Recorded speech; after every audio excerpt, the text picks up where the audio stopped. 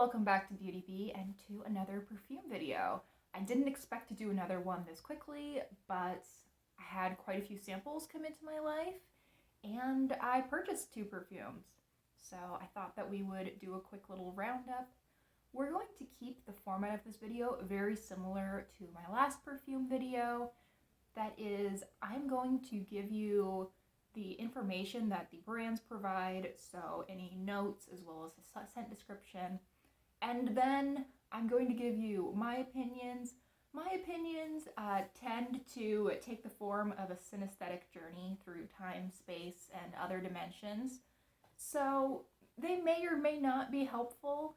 I suspect that they will relate to some people very specifically and they'll know exactly what I'm talking about, and others will be baffled but potentially intrigued.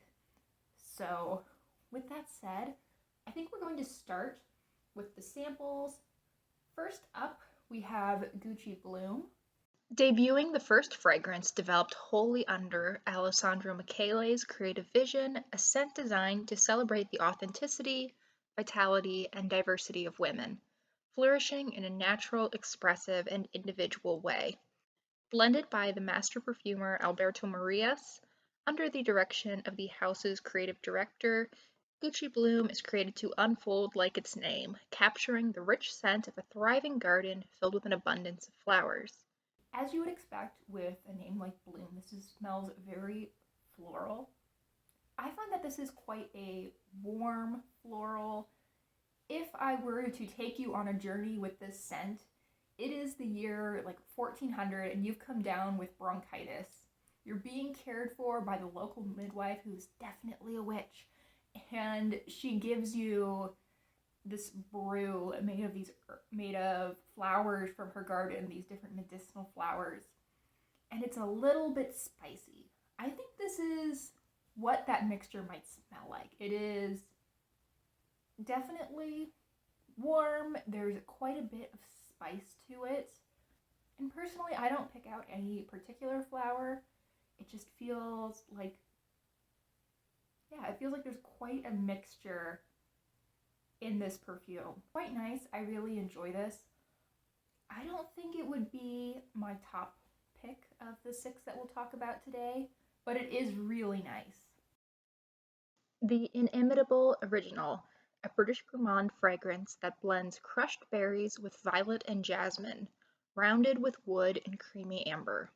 To me, this just smells like walking past the perfume counters at a department store.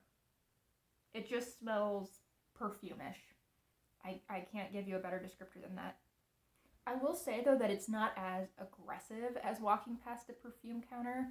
Like, with those, it's like, I'm being assaulted and my respiratory system is going to suffer from this. Whereas this is more equivalent to, why I want to describe this? I would describe this as if the perfume counter is getting hit in the arm, this is like feeling the bruise afterwards, like poking the bruise, and you can still feel that hurt a little bit, and it definitely takes you back to the moment where you got hit in the arm, but it's not painful. This is not an aggressive scent. It's just not something that I particularly like. Yeah, this just smells like a mixture of a bunch of perfumes to me, and I'm not wild about this. We have 2 Jo Malone scents to talk about today. Let's go with this one first.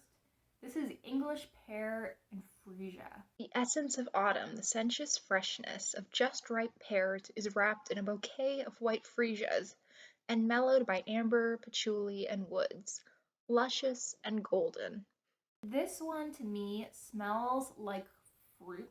It definitely smells like pear, but it's kind of interesting because it doesn't smell like pear in a tasty way. Sometimes when I have fruity perfumes, it's almost like, ooh, I could eat this. This doesn't taste like something I would want to eat. I'm guessing that that's the Freesia scent in there. It is quite a clean scent. It's quite a fresh scent. I think that this is something that I would much prefer in a home scent. I could see this being a really lovely candle for a kitchen. I just, I'm not sure that this is something that I want to smell like all day, every day. The essence of charm. Peonies in voluptuous bloom, exquisitely fragile, flirtatious with the juicy bite of red apple and the opulence of jasmine, rose, and gillyflower. Mingling with the sensuality of soft blush suede, luxurious and seductive. With the other Joe Malone scent, we're again going to talk about kitchens. This is Peony and Blush Suede. And I, when I smell this, it again smells like a home scent to some extent, but to me, what this smells like is the scent equivalent of a one of those really fancy kitchens that you'd see in like an Architectural Digest magazine. You know, those ones where everything is white, they have those marble countertops. It's a kitchen that probably cost like $200,000 to put together, but deep down, when you look at it, you know that no one actually cooks there because there's like those white marble countertops that are just going to stain as soon as a drop of pasta sauce gets on them. And then there's like one really aesthetic vase of flowers sitting in the center of this giant island that could fit like 14 people. You have the vision. That's what this smells like. Not only could I see that kitchen smelling like this, but this is just the image that comes to my mind when I smell this. So we've finally gotten through the 4 samples. Now it's time to move to the 2 rollerballs that I've recently picked up. The first is from Skylar. I believe that I had a Skylar perfume in the last roundup, Salt Air, which was quite nice. And this is the scent Coco Colada. Coco Colada, the perfect fragrance to usher us into warmer temperatures and sunnier days. A juicy and delicious scent that pairs perfectly with an afternoon spent out under the sun with refreshing notes of coconut water, starfruit, and salted cedar. I am rather surprised that this is called Coco because I can only smell a little bit of the coconut in there. I think that the coconut adds a little bit of creaminess to this scent. Overall, I think that the most prominent note I smell is pineapple. To me, this smells so much like a Dole Whip float.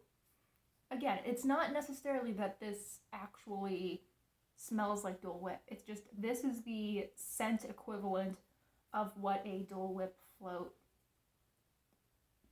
tastes like, the sensations that surround it. This is a very sunshiny scent. It is very bright.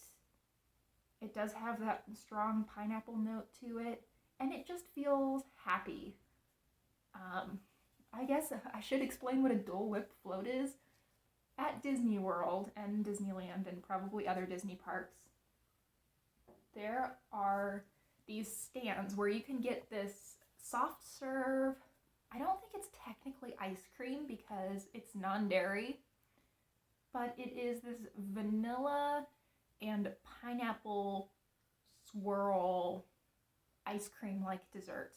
And you can get it in a float with pineapple juice, fresh squeezed pineapple juice. It is delightful. I want to have one right now. This is making me very hungry to think about.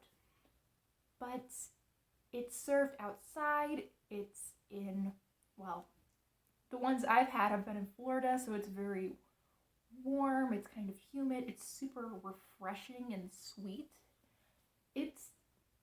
That's what this smells like. It's really nice. I do not think that this is a super sophisticated scent. I am sure that you can glean that based on my description, but it is really fun and I really enjoy it. I think that especially this summer, I'm going to get a ton of use out of this. This is definitely a very summery scent to me. However, it is the kind of thing that I could see myself also bringing out quite a bit in winter just to have that moment because it gets really cold here, it gets really dark here, and sometimes you need a little bit of summer. Presenting a universal scent, Gucci Memoire Junoder, a fragrance that transcends gender and explores the power of memory. Blend by master perfumer Alberto Morias under Alessandro Michele's creative vision, the scent establishes a new olfactive family, mineral aromatic. Grown around Rome in terraced gardens since the 16th and 17th centuries, Roman chamomile blends its green aromatic scent with Indian coral jasmine, a flower known for releasing a more powerful scent at night. Musks add depth to the fragrance, while cedarwood and sandalwood bring intensity to its structure. I admit 85% of the reason that I was interested in this at first was that they had Harry Styles as the face of this scent. And I'm a basic white girl, so I see Harry Styles. I need to investigate further. And when I read the notes and the scent description, it seemed like something I would enjoy. I thought that the packaging was really pretty. I really liked this green rollerball.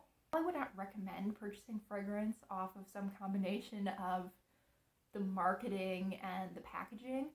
I think that because so much of fragrance is selling a vibe, selling a feeling, and the house has really tried to match the packaging and the marketing to the vibe, that it can kind of work out sometimes. And it definitely did work out in this case. Of course, I will have read the notes and everything a couple minutes before this, but I really like this scent. This smells very gently like tea. I do find that there is a lot of an alcohol scent when I first apply this. It's overwhelmingly alcohol for about 15 to 30 seconds, but then it fades down to this lovely soft tea scent. It almost smells like you've been wearing it for a couple of hours from the get-go. It doesn't have that nice long-term fade down, but I kind of enjoy that. I kind of like that this smells pretty consistent throughout the day. And I guess when I say that it smells like tea, I think I should clarify that because it doesn't smell... This isn't a warm scent in the way that I would expect a tea scent to be. If I were to translate this into a sensation, it would be like you've made yourself a hot cup of tea maybe an hour or two ago, and you've been sitting under a blanket and reading a book. It's very cozy, but you ended up kind of forgetting the tea. It's still sitting there, and you take a sip, and it's still tasty, but it's not warm. There's a little bit of staleness to it in a way that's not bad. It just is. And yeah, I like this. This is definitely my favorite of the bunch that we've talked about today. So we're done talking about real fragrance, but I also wanted to mention as a little bonus the Sol de Janeiro Boom Boom Cream. I don't think it was in my last video of this, but at some point I have reviewed the Cheirosa 62 fragrance from Sol de Janeiro, which is supposed to be the fragrance equivalent of this scent. And I just wanted to say that I think that this scent is a lot better. I do think that they share all or most of the same notes. I feel like I smell the same things in different proportions between the two scents. This I find is a little bit creamier, whereas I think that the Perfume is a little bit saltier. My word of warning to others who really like this scent is to not assume that the Perfume is going to be a home run because you enjoy this scent. I would still definitely recommend trying to smell it in person or to get a sample if that's possible. before you purchase, because I just don't think that they are super similar. As far as scents go, they aren't twins, they're sisters, and maybe it's more like half sisters. So there we have my little perfume video that absolutely no one asked for. If you thought this was interesting, I hope that you will consider liking and subscribing. Also, definitely check out my other perfume video because it was very much in the same vein as this one. Thanks again for watching. I really hope you enjoyed, and I hope that I will see you in the next one.